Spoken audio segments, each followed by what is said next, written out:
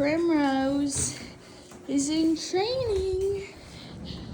She's being a good girl.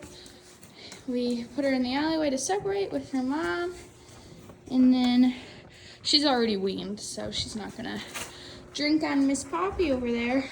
But I got her in from the alleyway, let her in here, put her up in here. Now she's just eating her pellets. She's a little bit scared, so we're trying to get her acclimated because she's gonna be possibly bred this year, which means next year when she's a little over 2, she will start milking. So yep.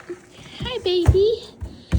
She's just a little bit scared of people, but she does like her food, so that's good.